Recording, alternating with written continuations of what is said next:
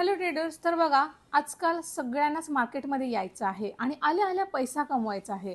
तर बघा, पैसे कमवायचे आहे ती गोष्ट वेगळी, ठीक आहे. तुम्हाला वेलकम आहे मार्केटमध्ये. पण तुम्ही आल्या आल्या जे प्रॉफिट एक्सपेक्ट करता ना मार्केटमधून, ते चुकीचं आहे.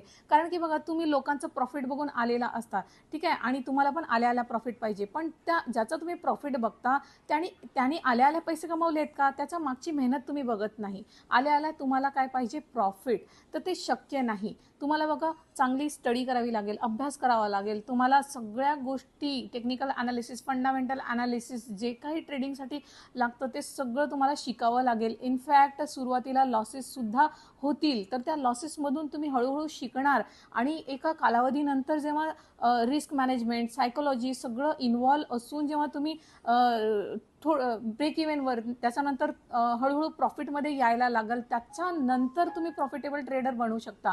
त्याच्याशिवाय बनूच शकत नाही. आल्याला कोणीही प्रॉफिट करू शकत नाही. सो प्लीज एक्सपेक्ट करू नका की आल्याला प्रॉफिट होईल. थँक्यू.